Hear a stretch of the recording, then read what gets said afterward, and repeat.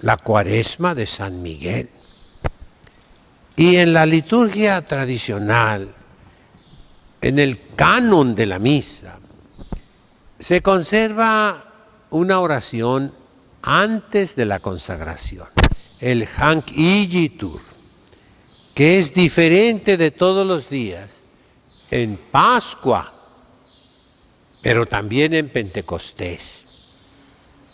Porque el bautismo se confería el día de Pascua, pero algunos que por algún motivo no podían ser bautizados ese día, se bautizaban en Pentecostés. Son tradiciones muy antiguas que ha conservado la tradición. Por un motivo, para que nosotros reflexionemos que siempre hay otra oportunidad, aún en las cosas más importantes. Dios siempre nos da una segunda oportunidad. Que eso nos alegre, ¿verdad? Permítame hoy 2 puntitos. Uno es la culpa tan terrible que tienen los pastores cuando omiten cumplir su deber, cuando no cumplen con aquello que tienen obligación de hacer. Y eso provoca consecuencias dolorosísimas. Hay que hacer las cosas bien hechas. Esa es la alabanza que le dan el pueblo a Jesucristo nuestro Señor. Todo lo hizo bien. Los pastores tienen normalmente todo un cuerpo de personas que los ayudan. Tienen una organización que la Iglesia perfeccionó a través de 2000 años y que tiene nombre romano, que significa donde sí hay cuidado, donde se tiene cuidado de las cosas. Y eso significa curia, la curia romana, la curia episcopal. Curo, curas, curare, curavi, curatum, significa cuidar, tener cuidado. Procurar, que todo se haga bien. Y si un superior, un pastor, por lo que sea, no cuidó que sus actos, por ejemplo, se escribieran, se dieran documentos, cuánto sufrimiento causa en la Iglesia. Y eso vale para el obispo, el vicario general y el canciller. Los 3 personajes principales de una curia diocesana. Cuánto sufrimiento han provocado por no hacer las cosas bien, por no ponerlas por escrito, por no dar los documentos a quienes deben de darlos. Sea motivo el que fuere, el que haya sido. Y después de años sigue ese sufrimiento terrible en la Iglesia. Por eso dicen los libros sapienciales, tremendo será el juicio de los que tienen el poder. Ese poder en la Iglesia lo entregó Dios a los pastores para el bien de las almas, no para destruir, no para creerse ellos tiranos, gobernadores absolutos, no, sino para el servicio. ¿Cómo se ha hablado del servicio, el servicio, el servicio? Pero no se aplica. Ese es el primer punto, una reflexión. Aunque ya sean eméritos, aunque ya no tengan el oficio eclesiástico, el cargo eclesiástico, son responsables de sus acciones. En los tiempos cuando México era un reino, el Reino de México, y era gobernado por un virrey en representación del rey de España, en el derecho de Indias, ahí lo tenemos, fíjense, en Tijuana, Baja California, había unos abogados, Cárdenas, que tenían una imprenta y reprodujeron muchísimos libros maravillosos. Yo en aquel tiempo alcancé a comprar el Fuero Juzgo de el rey Alfonso X el Sabio, en latín y en español, producido aquí en Tijuana, Baja California, México. Y compré la colección, creo que son 8 volúmenes que tengo aquí nada más, Las leyes de Indias, modelo de sabiduría para gobernar los reinos que produjo España, entre ellos, y el primero, el Reino de México. México siempre fue monarquía, siempre. Y perdónenme, esto no quiero ofender a nadie, pero sigue siendo monarquía. El que no lo crea, abra los ojos. Bueno, en las leyes de Indias venía una ley que se llamaba juicio de residencia para todos los que ocupaban un cargo importante, un oficio importante.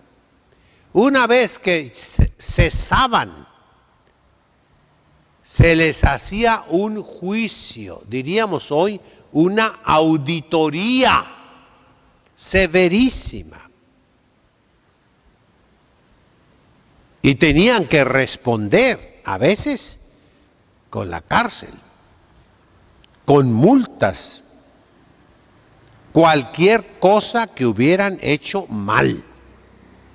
Y eso, pues, en la Santa Madre Iglesia se supone que también existe.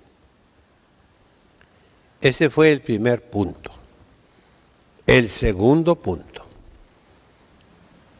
hablando de órdenes, hablando de témporas, hablando de lo que les mencioné, porque hoy hay 2 oraciones, 2 epístolas, 2 graduales y un tracto, como si fueran las témporas. Era para ordenar a los clérigos, diríamos a los seminaristas, que por algún motivo no aprobaron los exámenes la primera vez. Las témporas de Cuaresma son en la primera semana de Cuaresma. Y se hacían pruebas, exámenes, para las ordenaciones. Si alguno no pasó esos exámenes, se ponía a estudiar, se les hacía otra prueba y el día de hoy los ordenaban. Pues es lo mismo, los estudios. Como quisiera hablarles de los estudios requeridos para ser ordenados sacerdotes. Hay documentos de la Iglesia. Existe un libro grueso azul, publicado por el Vaticano en 2 ediciones completas, grueso, Se llama Enchiridion Clericorum. Padre, Enchiridion, sí, en griego, sabemos significa dentro. Chiridion viene de heiros, la mano. De ahí viene quirurgo, cirujano, quirófano, quiromancia, es la magia con la mano, ¿verdad? Enchiridion significa un libro que debes tener en la mano, un manual para la formación de los clérigos, de los sacerdotes. Y ahí vienen, ya lo multipliqué, ya lo empaginé, falta multiplicarlo, ¿no? Junto con el Enchiridium, ¿cómo se llama? Dogmaticum, el famoso Denzinger, el Enchiridium Patristicum de Rouet de Journel, el Enchiridium Asceticum del mismo autor, Enchiridium Biblicum, hay un Enchiridium Liturgicum también, aquí lo tenemos, y ya están casi listos pues para publicarse en 50 copias nada más, ¿verdad? Para uso interno. Ya después que tengamos encuadernadora, que podamos tener maquinaria, se podrá ofrecer al público. Son publicaciones de altura. No están en lenguas vulgares, no. Están en latín, en griego, en arameo. Pero son las fuentes que pidió, entre algo bueno que hizo el Concilio Vaticano II, en el que yo estuve presente 2 sesiones y leí la oración de los fieles en la clausura. Dijo el Vaticano II, volvamos a las fuentes, a los escritos bíblicos en lenguas originales, a los documentos patrísticos, conciliares del magisterio en las lenguas originales, ¿verdad?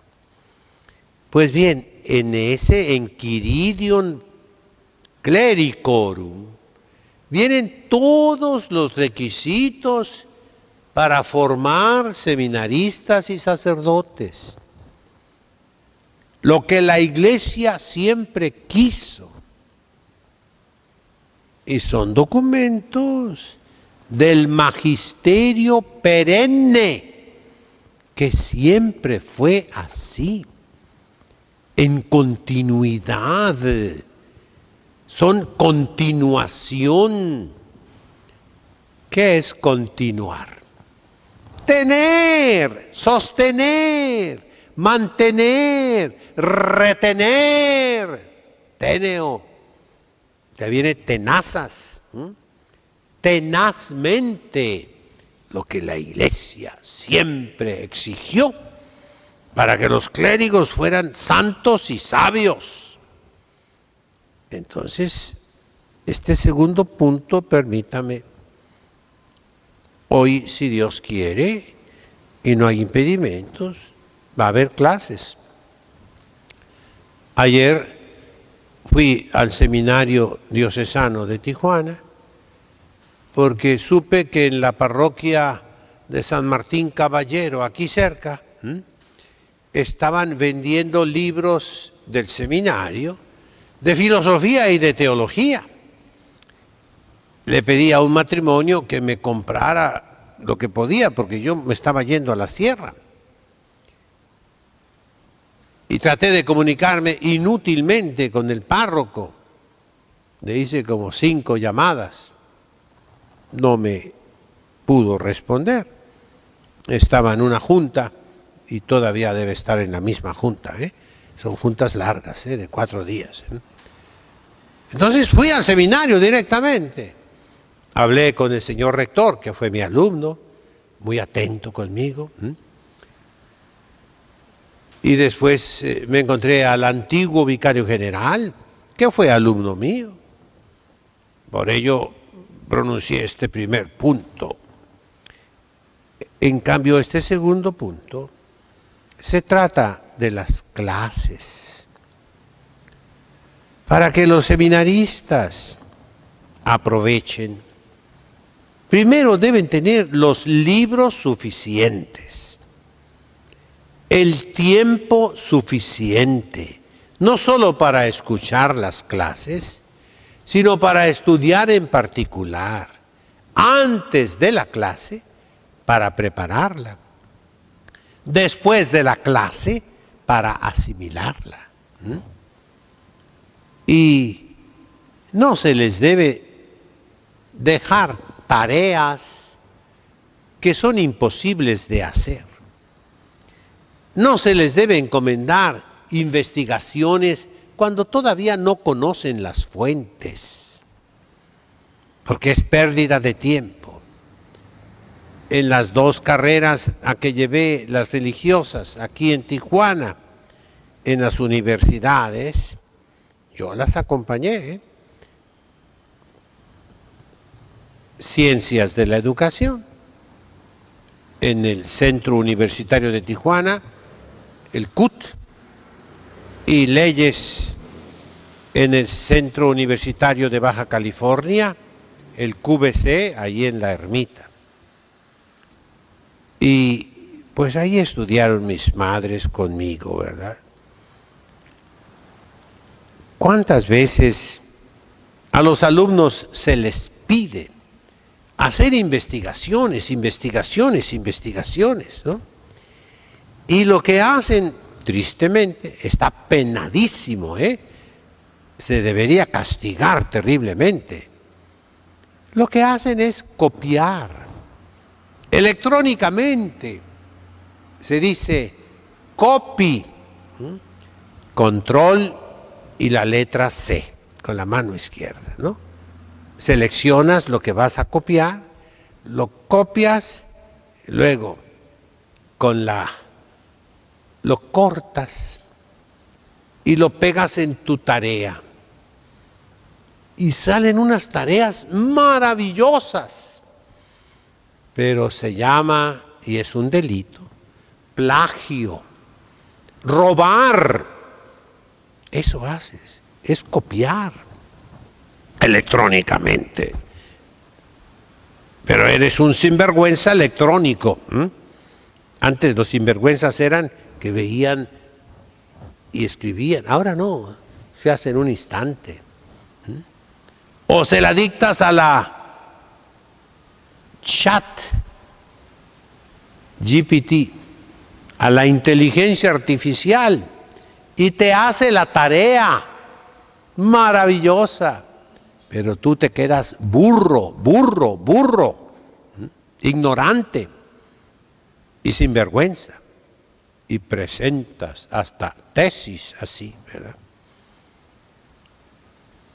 No, mis hermanos, los estudios tienen que ser serios para ser sacerdotes y deben hacerse en un ambiente recogido, que son los seminarios de clausura.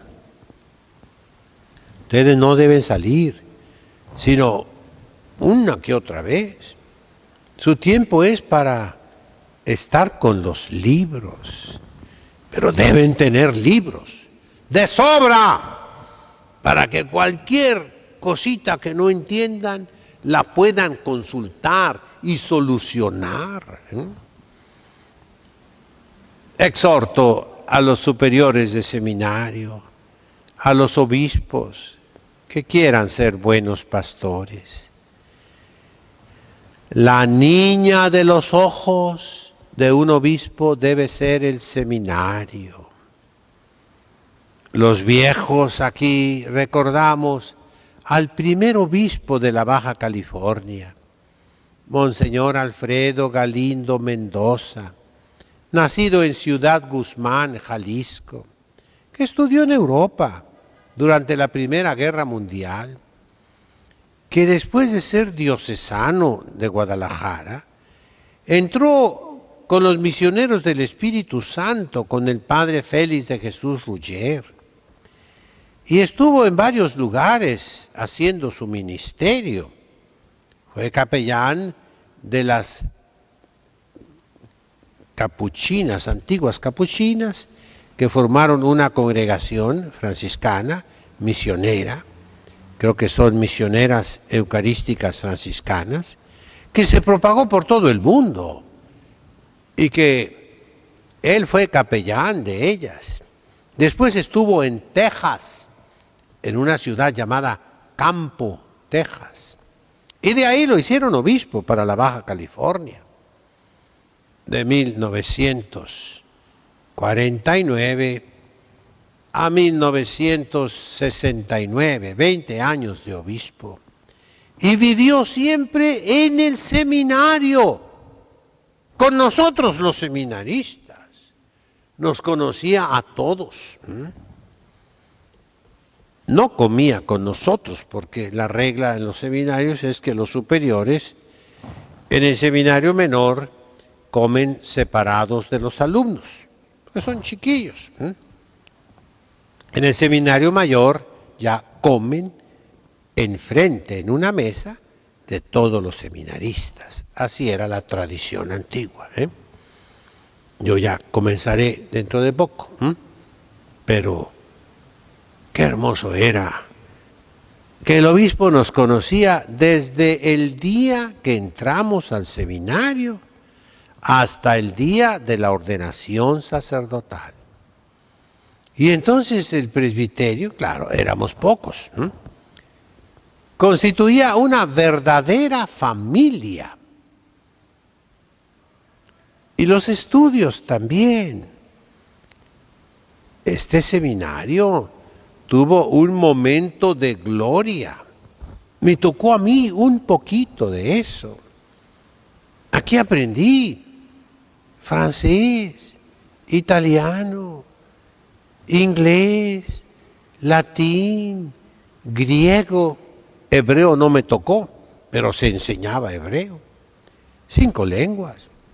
Y aparte, aquí leí a Cicerón, a Julio César, a Virgilio. Aquí comencé a leer la Anábasis de Jenofonte. Comencé a leer los Evangelios del Nuevo Testamento. Ya les he dicho, había poquita incomprensión a veces, como siempre. Nada más existía un ejemplar en griego del Nuevo Testamento en todo el seminario. Y estaba en el comedor, griego y latín.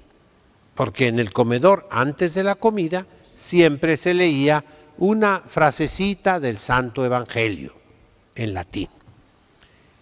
Pedí permiso a un superior que era pues un poquito exagerado. Padre, permítame leer en griego el Nuevo Testamento. Ya lo entiendo, porque yo le metía ganas. Pues no puede sacar del comedor. Y entonces me iba yo al comedor en los tiempos libres, me sentaba y estaba leyendo en griego el Nuevo Testamento. Ya lo entendía. Y me ve sentado, pero no puedes sentarte. Pues ni modo, me puse de pie. Ya estaba yo de pie, estudiando con sacrificio, pero aprendí, ¿verdad? Ánimo a los formadores del seminario, ánimo a todos los seminaristas, pero más ánimo a los señores obispos. Quieran su seminario, favorezcan su seminario, vivan en su seminario. Reflexiónenlo un poquito. En nombre del Padre, del Hijo, del Espíritu Santo. Amén.